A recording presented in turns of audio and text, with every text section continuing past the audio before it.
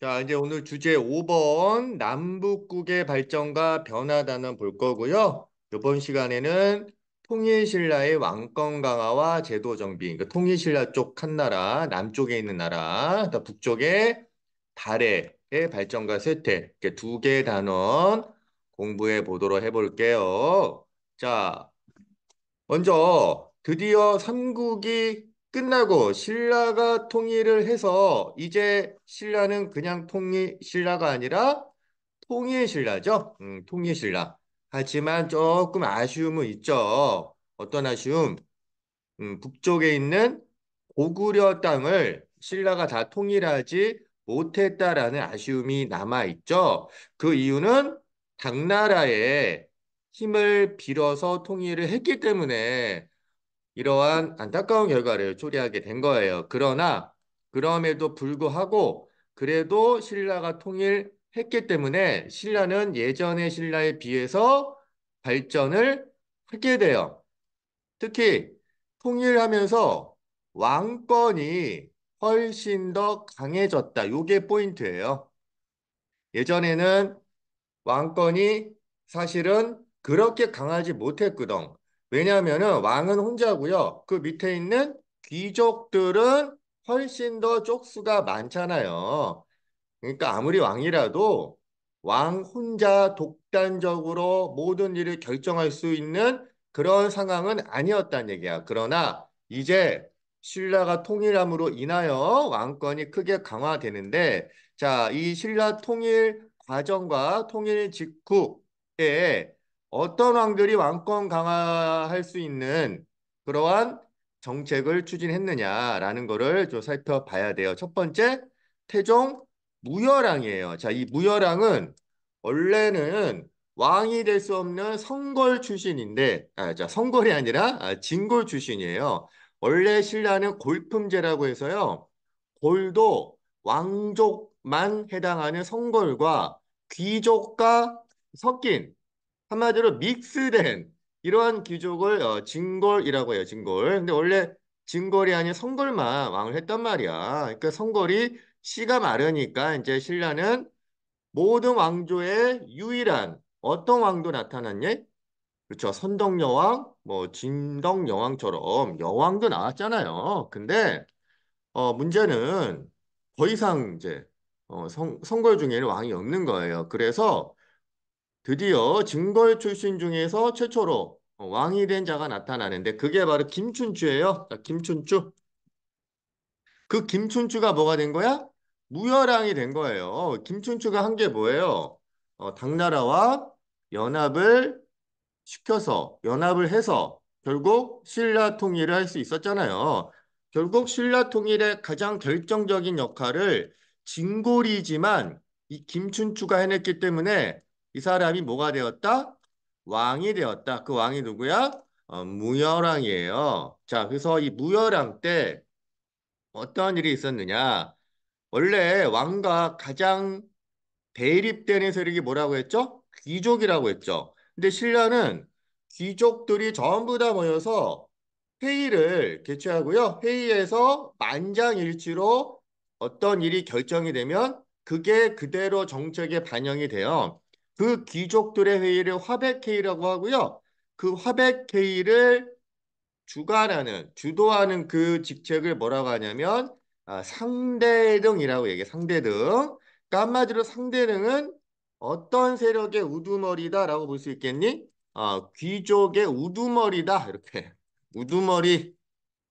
자, 근데 이 귀족들의 회의를 이끌었던 이 귀족의 우두머리 상대등의 권한을 약화시키기 위해서 이 무열왕은요, 왕의 비서기구였던 시중이라는 사람의 역할을 강화했다라고 나와 있는데요. 그러면 이 비서기구의 명칭이 뭐냐? 요렇게 외우면 좋을 것 같아요. 왕이 시중한테 야, 너 내 시중 들면 내가 집 사줄게. 자, 집 사줄게. 집사부라는 이 기구가 바로 왕의 비서기구예요. 지금도요, 대통령이 있으면 대통령 밑에 실질적인 일들을 관리하는 사람을 국무총리라고 한다면 이때 당시 왕과 어, 정부의 시중이다. 이렇게 보시면 돼요. 그리고 지금의 국회와 국회의장이 이때 통일신라의 상대 등과 귀족회의라고 보시면 돼요. 이렇게 왕과 귀족들은 서로 대립하는 관계라고 볼 수 있는데 일단 태종 무열왕은 자, 어떤 기구의 역할을 강화했다? 집사부. 그럼 집사부의 관리였던 시중의 역할이 강화됐다는 얘기는 곧 어떤 관할의 강화라고 볼 수 있을까요? 우리 제목에 나와 있는 것처럼 왕권의 강화다 이렇게 보시면 돼요. 왕권의 강화. 그러면 왕권이 강화되면 상대적으로 누구는 권력이 약화된다? 귀족들은 약화된다라고 보시면 돼요.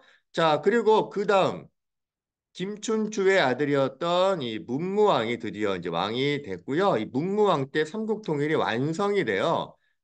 그 얘기는 우리 저번 시간에 배웠던 당나라가 한반도 전체를 지배하기 위해서 뭐 여기저기에다가 총독부 같은 거 건설했잖아요. 결국 신라는 고구려 유민들과 함께 매소성 기벌포 전투에서 결국 당나라를 몰아냈잖아요. 그게 바로 문무왕 때다라고 보시면 돼요.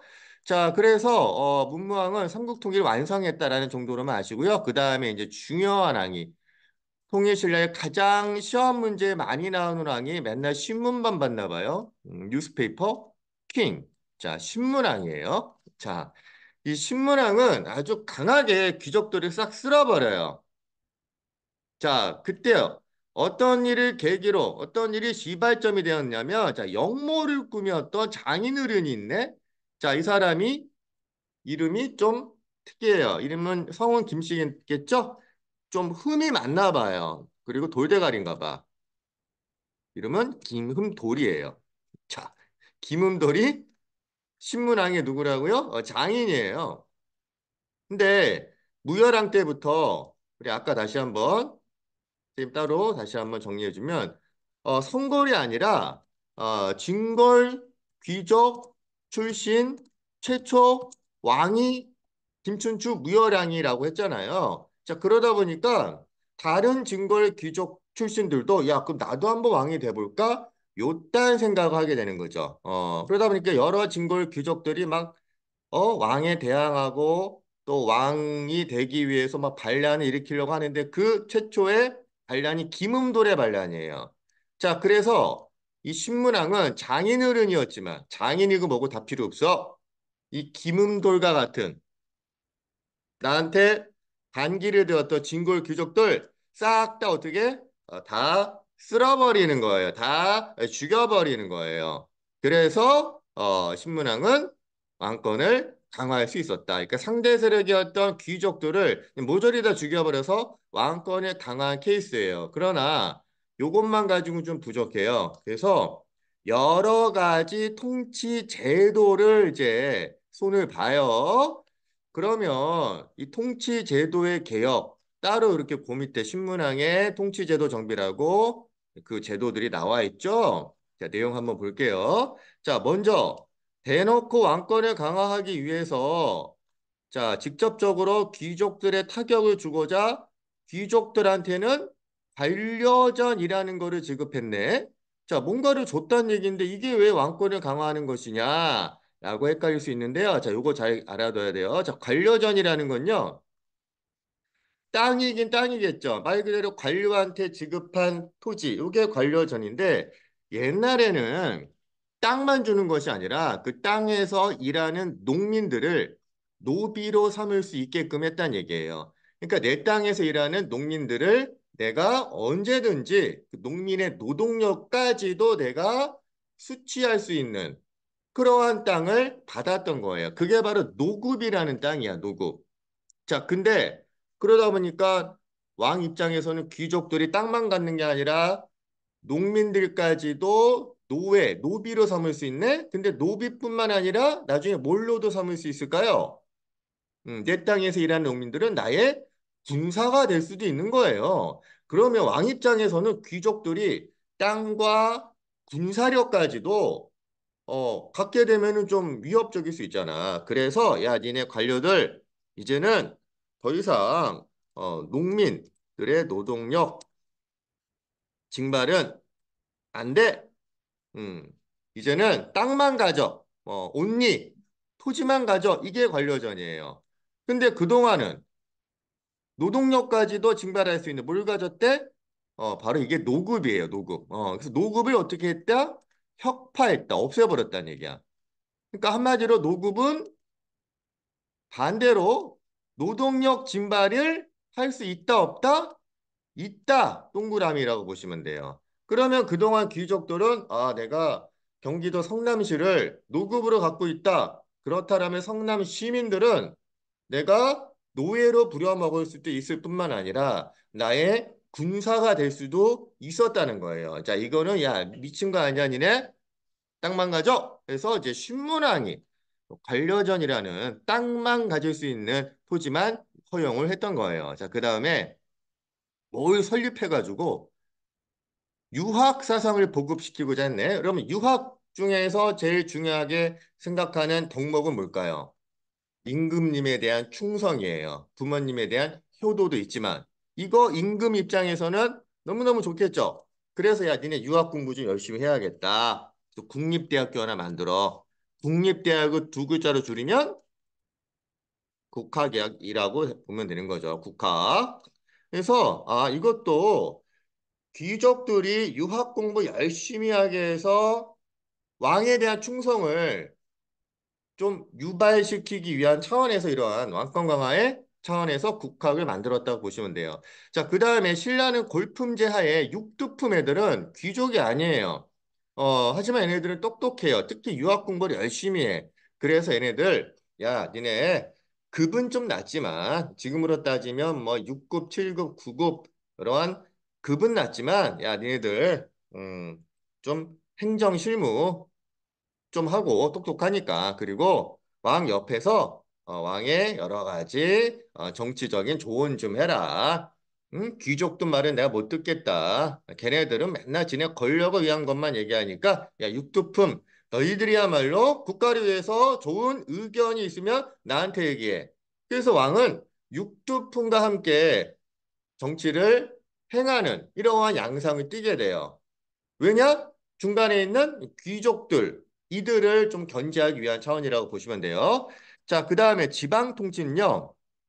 지방 통치, 이제 영 땅덩어리가 넓어졌잖아요. 그래서 구주로 나눠요. 구주. 9개의 주란 얘기인데, 요게 민족을 통합하기 위한 차원이라고 나와 있네. 그러면 왜 구주가 민족 통합일까요? 자, 그러면 구주는 삼삼은 구적.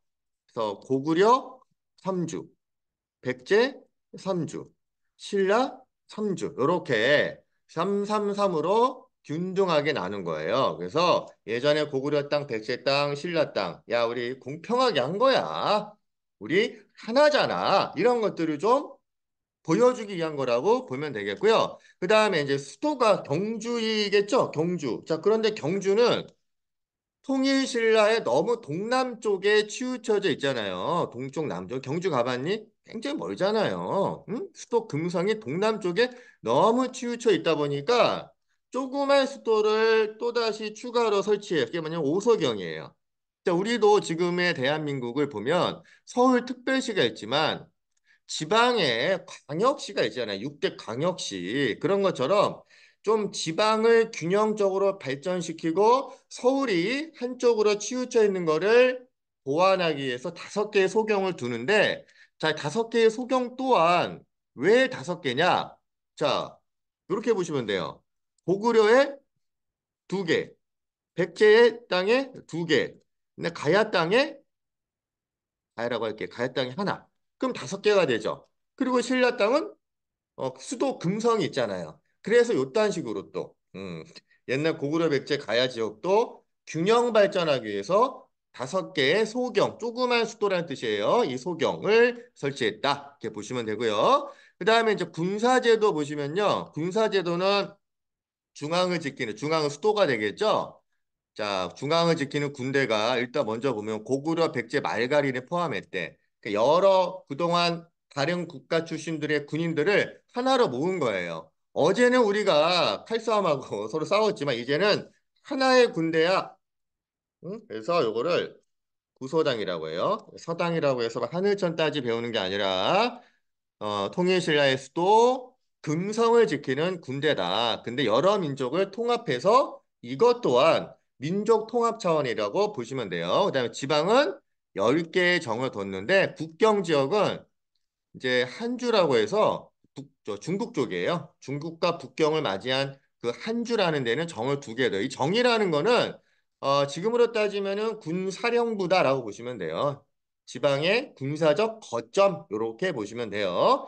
그러면 요거와 관련된 지도를 교과서에서 한번 보고 가실게요. 교과서 63페이지 한번 보세요. 자, 여기 보시면 오른쪽에 지도가 나와 있죠? 자, 오소경 찾아볼까요? 오소경. 자, 여기 빨간색으로 된 거 있잖아. 여기 뭐, 이렇게. 금강경, 뭐, 남원경, 서원경, 뭐 중원경, 북원경, 이렇게 오소경이 있고요. 그리고, 주가 총 몇 개니? 자, 한주, 석주, 명주 뭐 이렇게 9가지 색깔이 있죠? 이게 이제 구주가 되는 거예요. 근데 각 주마다 정이라고 해서 군사령관을 뒀는데 요 한 주만 2개 둬서 구주의 구정이 아닌 결국 구주의 십정이 되었다. 요게 통일신라의 지방 행정과 군사 제도라고 보시면 될 것 같네요. 자, 그리고 이 통일신라 때에는 촌락문서라고 해서 말 그대로 신라 촌락에 관련된 많은 것들을 기록해 놓은 문서가 일본에서 발견됐네. 일본 쇼쇼인이라는 어떤 사찰에서 발견됐는데 이런 것들 또한 다 일본 놈들이 전부 다 털어간 것 같아요. 자, 여기 보니까 이 촌락 문서가 요거는 우리 교재가 85페이지 나와 있으니까 교재를 볼게요. 자, 이게 아까 얘기했다시피 일본 쇼쇼인에서 발견됐는데 통일신라 시대의 문서인 신라 촌락 문서라고도 하고 편하게 민정 문서라고 해요. 가장 오래된 호구조사 조량이다. 호구조사. 호구조사가 뭘까요? 호구. 찐따예요? 자, 아시죠? 집에 관련된 각 집집마다 이 사람들이 몇 명이 살고 남자는 몇 명이고 주로 뭐 경제 활동은 어떻게 하고 뭐 이런 것들을 쭉 적어 놓은 거예요. 그래서 뭐 전체 호가 11호인데 뭐 중하 하상 하하 요거는 좀 경제적인 수준에 따라서 나눈 것 같아요. 그리고 남자가 몇 명이냐? 그다음에 뭐 여자는 어쩌고 저쩌고 말은 또 22마리 또 소는 몇 마리, 노는 몇 결, 뽕나무는 뭐 몇 그루, 새 90그루 더 심었대네요. 자, 왜 이렇게까지 디테일하게 촌락에 이러한 가구들의 구성 상황을 왜 이렇게 조사를 했을까요? 자, 보세요. 촌의 이름, 규모, 연령별, 인구, 소, 말, 퇴지, 토지, 유실소. 3년마다 왜 이렇게 작성했느냐? 자, 요게 중요해요. 뭐 때문에? 세금을 징수하기 위한 거예요. 남자가 몇 명이다? 그러면 이 사람들 징발해서 일 시키고 군사훈련 시키고 말이 몇 마리다 이런 거 다 조사해서 결과적으로 세금을 받아 처먹기 위한 거예요. 그리고 농민들 입장에서는 반가운 건 아니겠죠. 자, 다시 올라갈게요. 이제 발해로 가자. 발해. 자, 발해는요. 왕 3명 위주로 공부하시면 될 것 같아요. 자, 왕은 첫 번째 왕이 무왕이에요. 무왕이라는 이름부터가 뭘 잘할 것 같니? 싸움을 잘할 것 같죠? 아주 배포가 큰 아주 싸움 잘하는 왕이에요. 그래서 이제 연호, 인한이라는 연호를 썼다는 얘기는 중국 황제처럼 나도 황제다. 뭐 이런 거 과시하려고 했던 거고요. 이때 이제 발해의 영토가 많이 확장이 됐고요. 특히 장문휴라는 누구? 세준 아니고요. 장문휴.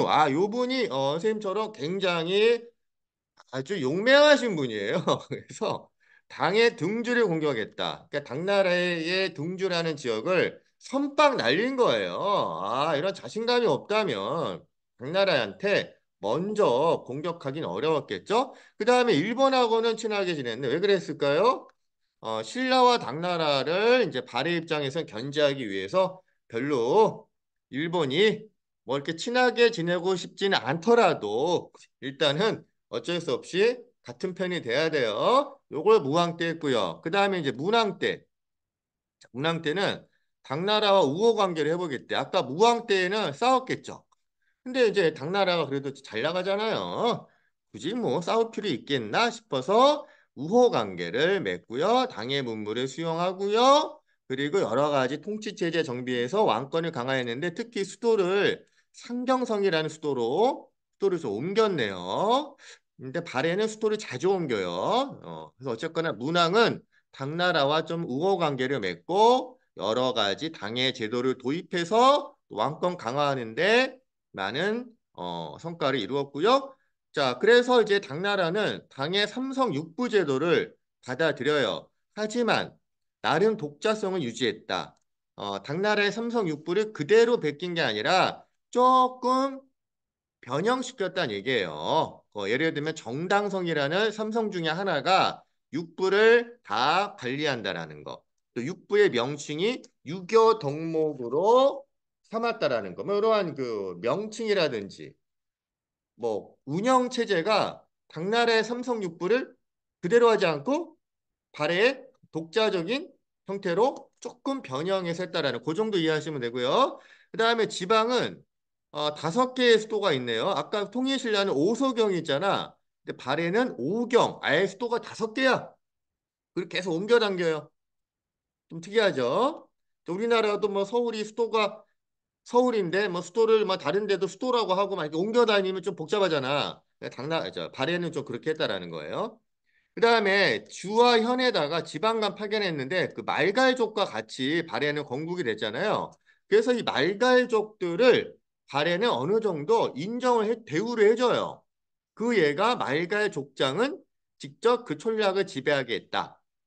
그 말갈인들이 사는 곳은 말갈족장이 그 말갈인들을 관리하게끔 인정을 했다는 얘기야. 그랬기 때문에 말갈인들이 발해의 통치를 받으면서도 많은 저항을 하지 않지 않았을까라고 볼 수 있네요. 자, 그러다 보니까 당나라가 아주 잘 나가네. 선왕 때 보자. 선왕 때 나머지 말갈족도 전부 다 복속하고요. 요동까지 진출을 해서 최대 영토를 확보했다. 최대 영토. 그러니까 발해의 최대 영토는 선왕 때예요. 발해의 최대 영토는요. 우리나라의 존재했던 모든 국가들 중에서 땅덩어리가 가장 넓었대요. 그 말은 뭐냐? 고구려보다 훨씬 더 넓은 땅을 차지한 거예요. 그래서 당나라가 야, 쟤네 발해 장난 아니네. 대단한 나라네. 해서 바다 건너 해동. 해동이라는 말은 바다 건너 동쪽에 있는 아주 번영한 나라, 성국이라는 칭송을 했대요. 그러니까 당나라가 발해를 인정했다는 얘기죠. 니네 인정? 교과서 65페이지 보시면요. 자, 삼성육부 요거 이제 나와 있고요. 그다음에 여기 지도 보시면요. 65페이지 지도 보시면 엄청나게 발해 영토가 넓잖아. 이게 고구려 땅보다 넓은 영토래요. 발해가 망하지 않아야 되는데 이 땅이 지금 우리나라 땅인데 아쉽네요. 자, 수도가 이렇게 5개가 있어요. 오경이 이렇게 보면 이렇게 5개가 있죠. 이렇게 왔다 갔다 해요, 수도를. 그러면 이제 중요한 거 보자. 발해의 멸망. 안타깝게도 9세기 말에 내분이 일어나면서 거란족의 침략으로 망했다. 그리고 거란에 망한 이후에 발해 유민들은 고려 마침 통일신라는 후삼국 시대로 분열됐다가 고려가 통일하죠. 그래서 그 고려가 발해 유민들을 받아들여요. 물론 부흥운동 실패했고요. 자, 그러면 고려가 왜 발해 유민들이 받아줬느냐? 발해도 원래 건국될 때부터 고구려를 계승하겠다라는 그러한 의식이 강했기 때문이에요. 그러니까 발해도 고구려를 계승해서 수립이 됐고 고려도 고구려를 계승해서 수립이 됐기 때문에 당연히 고려의 왕건은 발해가 망하자 발해 왕족도 유민들을 대우를 해줘요. 야, 우리는 같은 고구려의 후예다. 자, 그러면 이 고구려의 계승의식이 어디에서 나와 있는지 그 밑에 다음 페이지 2번 보시도록 할게요. 중요하다, 이거. 자, 발해의 고구려 계승의식. 자, 첫 번째. 대조영, 발해의 건국가 대조영은 고구려 별종이다. 고구려에서 나온 사람이다라고 구당서, 각 나라 역사책에 나와 있고요. 또 삼국유사에도 보면 고구려 장수였던 조영, 성이 대씨래요. 아, 고구려 출신이다. 라는 거. 그러니까 고구려 출신 대조영이 발해를 건국했기 때문에 이거는 중국 사람이 세운 게 아니다. 고구려 유민들이 만든 고구려 개성국가다라는 거 알 수 있고요. 그 다음에 일본 역사에도 보면 발해왕은 일본에 보낸 외교 문서에 고려왕, 고구려왕이라고 칭했대요. 게다가 일본도 발해를 뭐라고 불렀대? 고려라고 불렀대. 고려가 고구려랑 같은 거예요. 우리 고구려가 나중에 이름을 고려로 바꿨거든. 그러니까 일본이 고려왕이라고 얘기했다는 거는 고구려왕이라고 일본도 인정을 했다는 얘기야. 이게 바로 발해가 고구려를 계승했다라는 근거가 되는 거죠. 그래서 옆에 내용 보면요. 고구려 유민이 세운 국가다. 그래서 고구려 계승 의식이 뚜렷했다. 중국에서도 대조영을 고구려 별종, 또 발해와 일본이 받은 외교문서에 스스로 고구려 왕이라고 했고, 일본도 발해를 고려라고 표현했다. 자, 이러한 점들이 발해는 고구려를 계승한 것이고 계승한 국가가 맞다라고 보여주는 근거가 되는 거죠. 게다가 문화적으로 보면요. 온돌 장치. 우리 지금도 온돌 하잖아요. 고구려가 했던 건데 발해도 했고요. 모조림 천장 구조. 고구려나 발해나 둘 다 이렇게 굴식 돌방 무덤이거든. 근데 천장을 이렇게 좀 이렇게 좀 좁혀나가요. 요걸 이제 모주림 천장 구조라고 하는데 이 발해의 무덤 또한 굴식 돌방 무덤의 천장은 모주림 천장 구조를 쓰고 있어요. 야, 고구려나 발해나 무덤 형태가 같네? 이런 것도 고구려 계승했다라고 볼 수 있고 또 기와무늬, 석등 자 이런 거 전부 다 고구려 문화를 계승했다라는 거 보여주고 문화가 같다는 얘기는 같은 민족이다. 같은 나라다. 뭐 이렇게까지 볼 수 있는 거예요. 그래서 발해는 고구려를 계승한 국가이다라고 당당하게 얘기할 수 있다는 거예요. 요거 잘 우리가 알아두자. 오케이. 여기까지 끝.